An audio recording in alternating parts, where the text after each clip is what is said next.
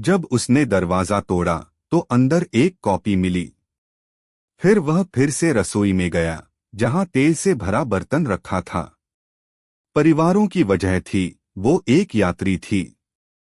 लेखिका एक महिला थी, लेकिन वो उन अधिकारियों से नफरत करती थी जो चुप और निर्दयी होते हैं। और सबसे बड़ी बात, जीवन में सामग्री की कमी और कठिनाइयां थीं। इसलिए उसने विवाह के अनुबंध पर हस्ताक्षर करने से इनकार कर दिया। लेकिन उसने नहीं सोचा था कि उसका परिवार अगला निशाना बन जाएगा।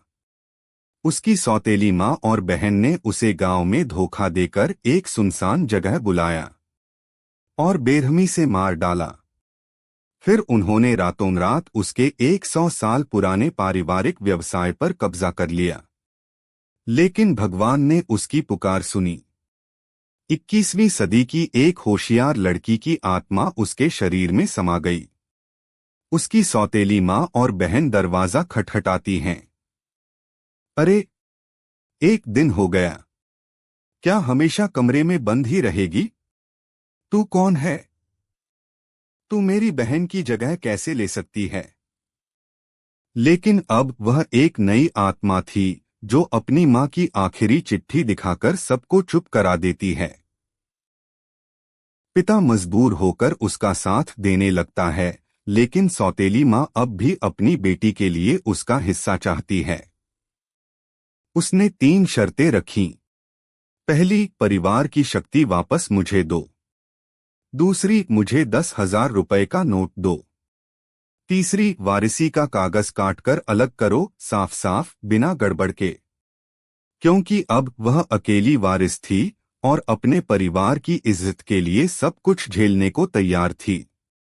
ये सब निपटाकर वो अपने कमरे में गई और अपने गले का रहस्यमयी पेंडेंट एक्टिवेट किया।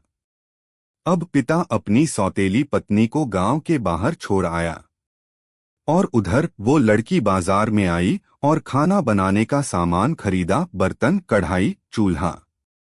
फिर गई सब्जी मंडी। हरा साग, पालक, लाल पत्ता, चीनी लहसुन, सफेद बैंगन, बैंगनी बैंगन।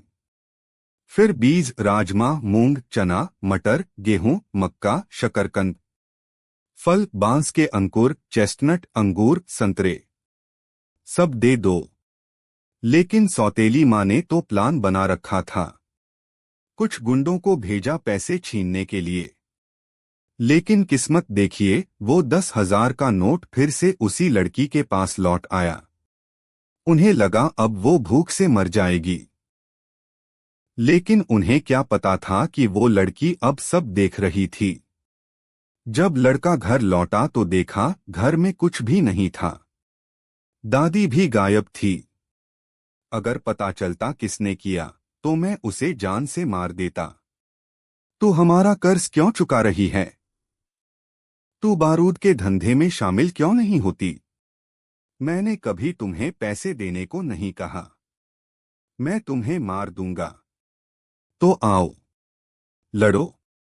क्या देख रहे हो? जाओ उसे ढूंढो।